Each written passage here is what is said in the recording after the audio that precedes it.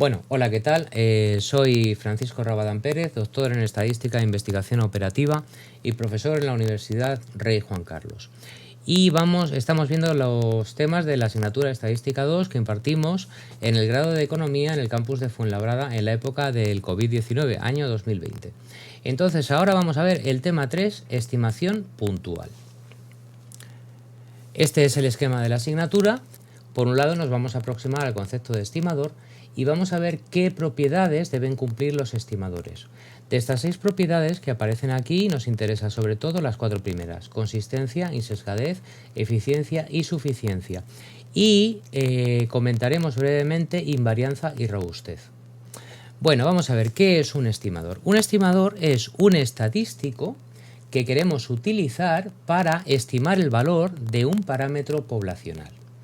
Entonces, estimar, la idea de estimación, es sinónimo de aproximación.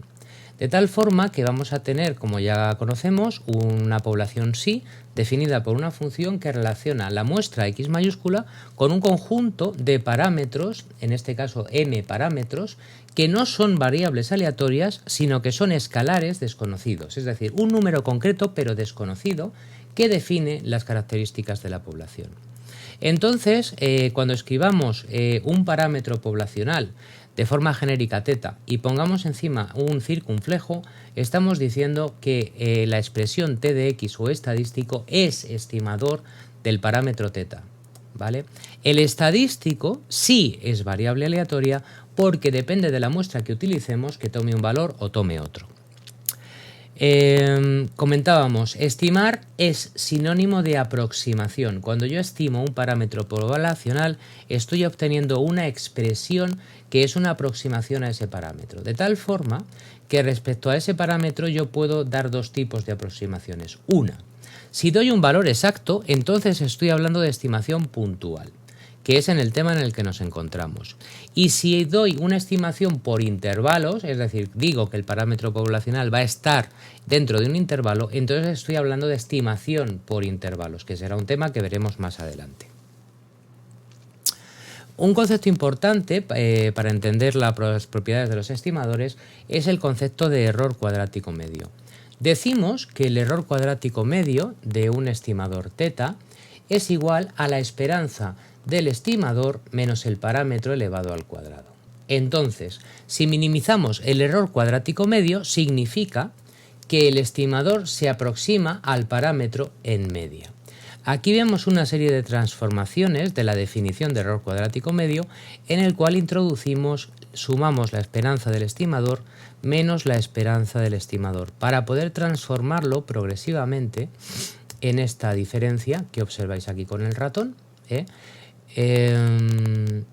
Si desarrollamos este cuadrado, nos vamos a encontrar por un lado con la esperanza del estimador menos la esperanza del estimador, todo ello al cuadrado. Esto es la varianza del propio estimador, más la esperanza del parámetro menos la esperanza del estimador elevado al cuadrado, que esto va a ser el sesgo.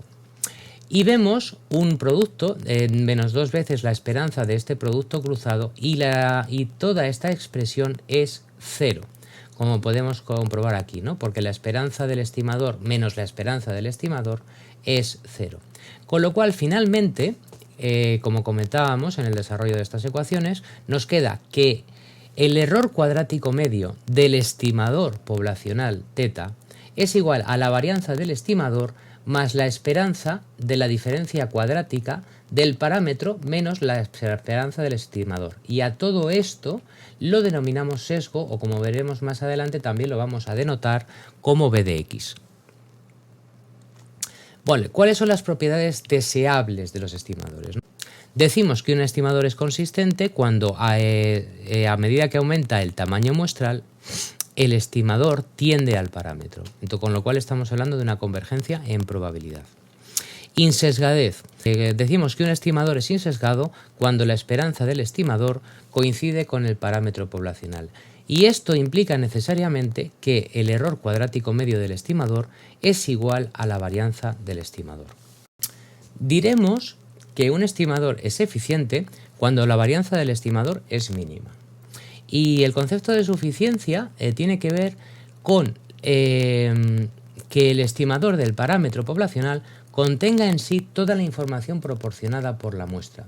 Pero aquí entendemos la idea de toda la información como calidad, es decir, que tenga todas las características de la muestra, no como cantidad de información, ¿no? Entonces el concepto de suficiencia tiene que ver con la calidad, con que ese estimador tenga en cuenta todos los elementos de la muestra que se refieren a un parámetro poblacional en concreto.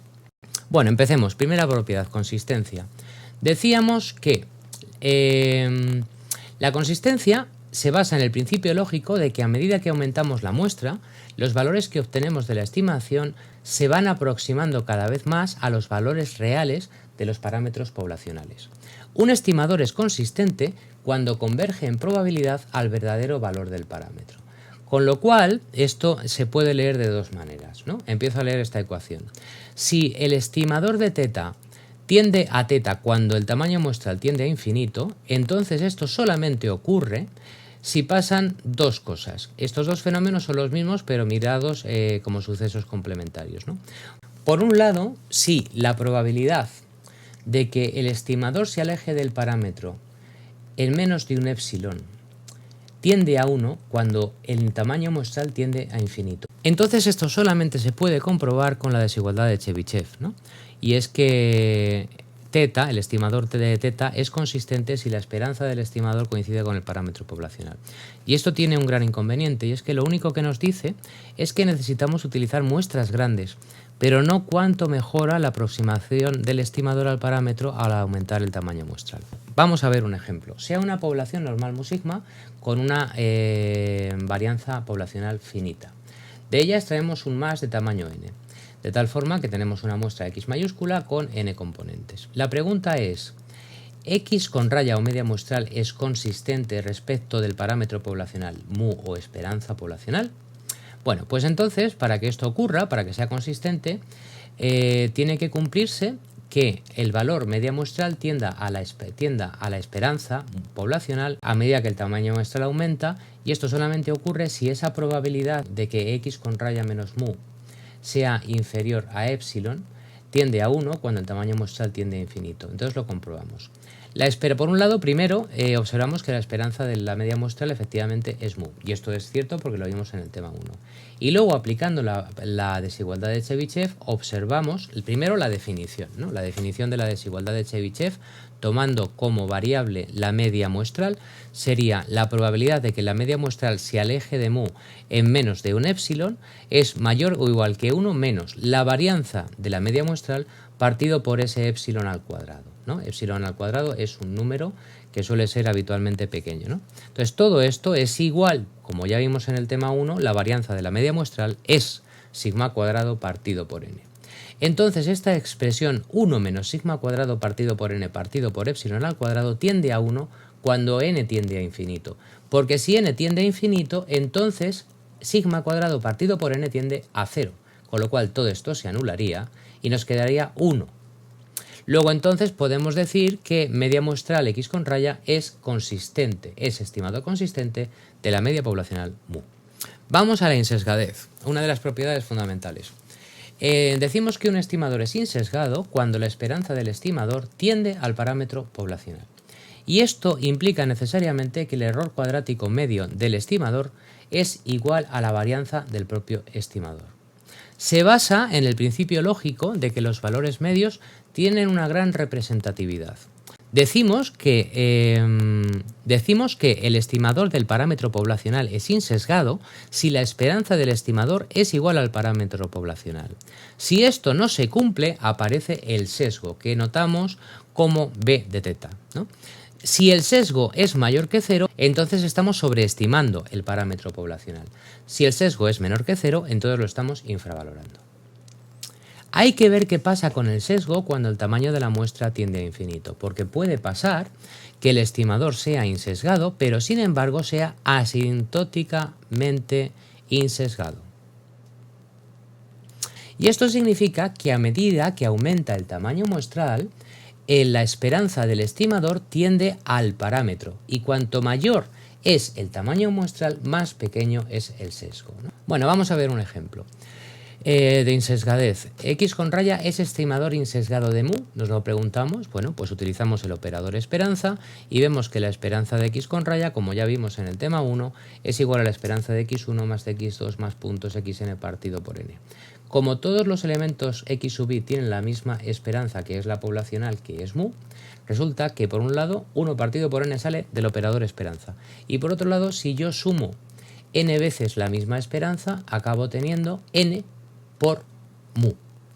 Con lo cual finalmente nos queda que la esperanza de X con raya es igual a mu, como vimos en el tema 1. Por tanto, X con raya es insesgado. Segundo ejemplo, sea una población normal mu sigma, ¿no? Entonces nos preguntamos si la varianza muestral es estimador insesgado de sigma cuadrado. Bueno, ponemos la definición. En este caso estamos tomando la esperanza del momento respecto al origen de orden 2 menos el momento respecto al origen de orden 1 o media muestral elevado al cuadrado.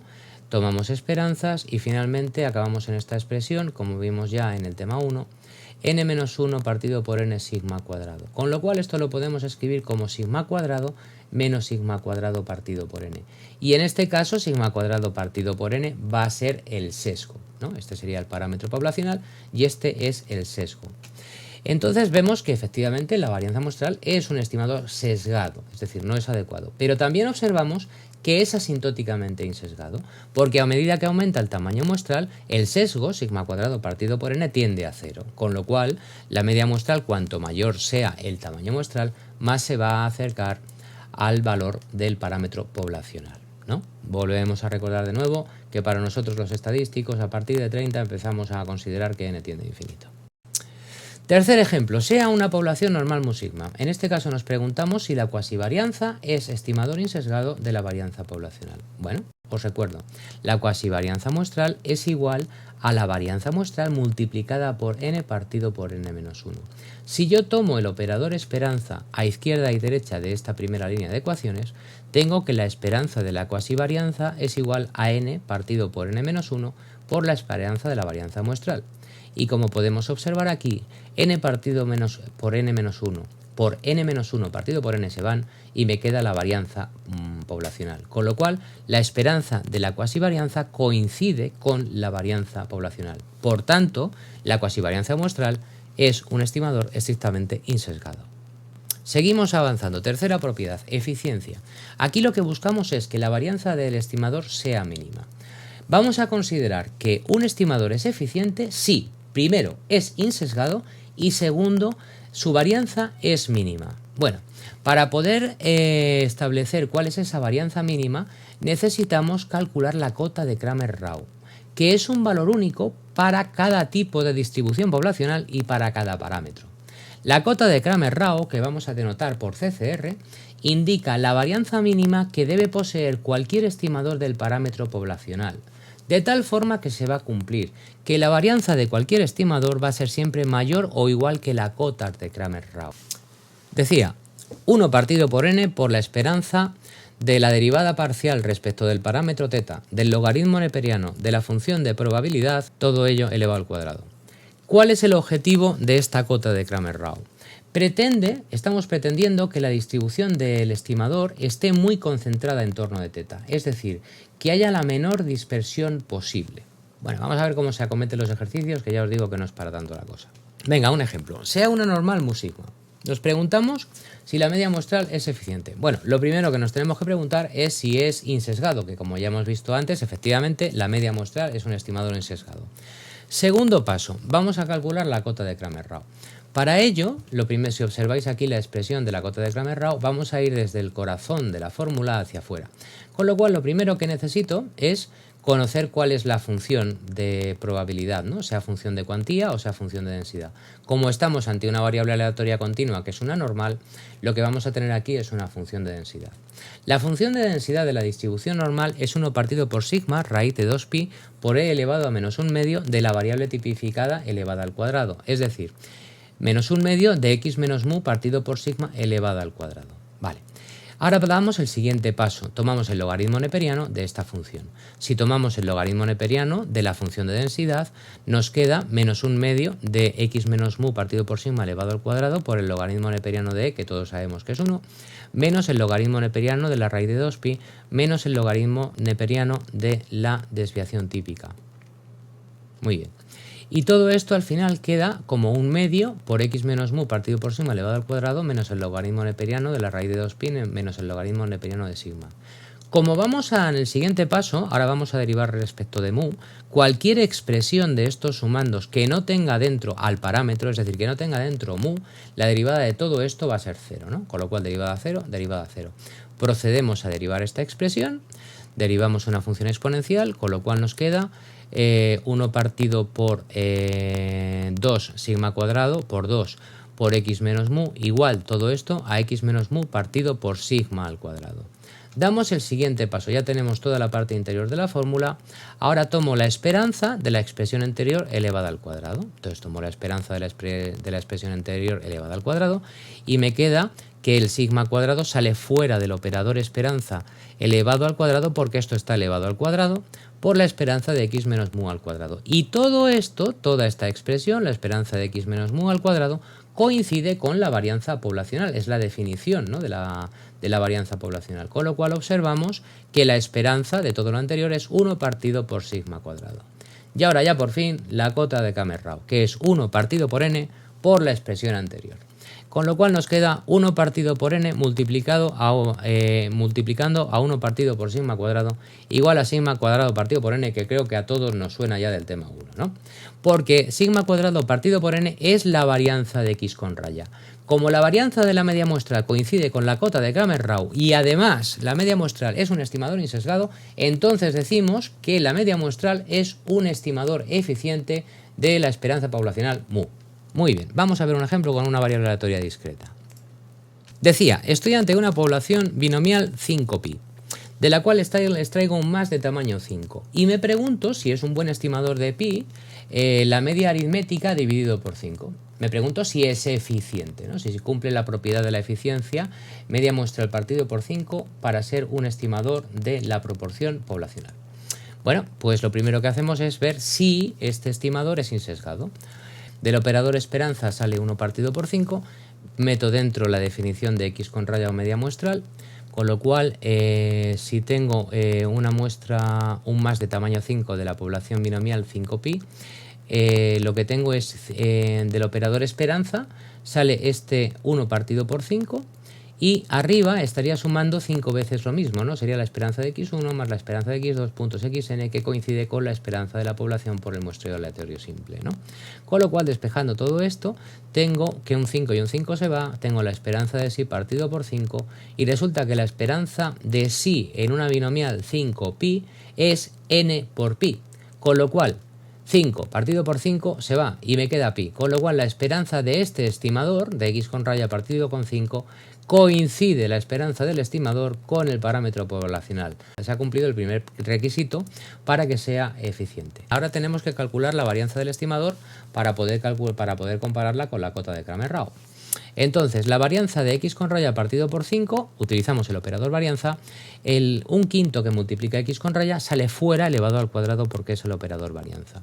Y me quedaría la varianza de la definición de x con raya, x1 más x2 más xn. Este 5 que está dentro del operador varianza sale fuera elevado al cuadrado. Y me queda la varianza de x1 más x2 más puntos xn. Gracias al muestreo aleatorio simple, la varianza de la suma es igual a la suma de las varianzas. Y además, las varianzas de los x sub i coinciden con la varianza poblacional. Con lo cual, tengo 5 veces sumando lo mismo que es la varianza de sí. Y la varianza de sí es 5 por pi por 1 menos pi. Con lo cual, el resultado final es pi por 1 menos pi partido por 5 al cuadrado. Y ahora ya procedo a calcular la cota de Camerau. En este caso, como estoy ante una variable aleatoria discreta, procedo a poner la función de cuantía de la binomial. En una binomial 5pi sería 5 sobre x por pi elevado a x por 1 menos pi elevado a 5 menos x. Os recuerdo de la estadística 1 que 5 sobre x es 5 factorial partido por x factorial partido por n menos x factorial. en este caso n es 5. Tomo logaritmo neperiano. Entonces, al tomar logaritmos neperianos, la multiplicación se convierte en suma de logaritmos. El logaritmo neperiano de 5 sobre x más x por el logaritmo neperiano de pi más 5 menos x por el logaritmo neperiano de 1 menos pi. Como procedo a derivar respecto a pi, todo aquello que no tenga un pi dentro, su derivada va a ser 0. En este caso, la derivada del logaritmo neperiano de 5 sobre x va a ser 0. Procedo a derivar la derivada de x logaritmo neperiano de pi es x partido por pi. La derivada de la siguiente expresión es 5 menos x partido por 1 menos pi. Y si arreglo todo esto un poquito, acabo en la expresión x menos 5pi partido por pi 1 menos pi. Siguiente paso, esperanza de la expresión anterior elevada al cuadrado. Procedo a realizar el operador esperanza, pi partido por 1 menos pi sale fuera del operador esperanza elevado al cuadrado. Me queda la esperanza de x menos 5pi al cuadrado y resulta que esta es la definición de varianza poblacional. Con lo cual tengo 5pi por 1 menos pi partido por pi cuadrado 1 menos pi al cuadrado. Y finalmente de esta expresión me queda 5 partido por pi por 1 menos pi. Y ya cota de Cramer-Rao. 1 partido por n por la esperanza de la expresión anterior. Con lo cual, 1 partido por n por la expresión anterior. Y la expresión anterior es... y ahora 1 partido por n multiplicando por la expresión anterior. Con lo cual, arreglando todo esto un poquito, me queda pi por 1 menos pi partido por 5 al cuadrado. Que, como podéis ver, coincide con la varianza del estimador. Con lo cual, como la cota de Cramer-Rao es igual a la varianza del estimador y además este estimador hemos visto que es sesgado, decimos que el estimador es eficiente. Eficiencia asintótica. Diremos que un estimador del parámetro poblacional θ es asintóticamente eficiente si su varianza converge a la cota de Cramer-Rao cuando el tamaño de la muestra tiende a infinito, que es un poco lo que tenemos aquí resaltado en esta imagen de aquí. Muy bien. Suficiencia. Os vuelvo a insistir lo que os decía al principio del vídeo. En este caso la idea de suficiencia es que el estadístico estimador tenga en cuenta toda la información necesaria en relación al parámetro al que nos referimos, ¿no? Entonces, θ es suficiente cuando contiene toda la información que hay en la muestra respecto al parámetro poblacional desconocido en términos de calidad y no de cantidad. Vale. Si la población es una normal mu sigma, son estimadores eficientes de la esperanza poblacional x con raya o media muestral y de la varianza poblacional la varianza muestral. De todo esto os he subido más material al aula virtual de la Universidad Rey Juan Carlos y el manual de nuestro querido don Javier Martín Priego. Seguimos avanzando. Invarianza. Decimos que un estimador es invariante cuando no varía ante ciertas transformaciones. Y aquí os pongo un ejemplo. La desviación típica muestral es estimador de la desviación típica poblacional. Bueno, pues si yo lo transformo y lo elevo al cuadrado, me encuentro con que la varianza muestral es también estimador de la varianza poblacional. Con lo cual, aunque he hecho una transformación de carácter cuadrático, el estimador aguanta esta propiedad de invarianza, ¿no? Más de todo esto en el aula virtual de la URJC y en el manual de don Javier Martín Priego. Y ya finalmente, un adelanto de asignaturas como estadística superior o estadística multivariante y econometría, la propiedad de la robustez, ¿no? O sea, una pequeña introducción. En este caso, estamos hablando de la propiedad del estimador en relación a las hipótesis. Bueno, no es correcto. En inglés es assumptions, serían los supuestos en relación a los supuestos de un modelo matemático o de un modelo estadístico, ¿no? Son algo así como las hipótesis iniciales, que luego tendré que contrastar, pero que yo parto en principio de la base de que eso se está cumpliendo. Son asunciones, ¿no? Yo diré que un estimador es robusto si no le afectan significativamente alteraciones en los supuestos de un modelo estadístico, ¿vale? Ejemplos de estos supuestos: igualdad de varianzas. Ya veremos en estadística 2 que para poder hacer una prueba de igualdad de medias necesito suponer que hay igualdad de varianzas. De hecho, creo que en el tema 1 ya lo vimos cuando construimos la T-Student. Y luego en la población también hay otros supuestos, y es que yo presupongo que la población es normal o es binomial o es la que sea, ¿no? Entonces, un estimador es robusto si no se cumplen estos supuestos, el estimador aguanta, ¿no? O sea, o varía poco, tiene pequeñas variaciones. Y veremos muchísimo de esto en asignaturas como estadística superior o estadística multivariante y en econometría. Bueno, pues esto ha sido todo. Muchísimas gracias.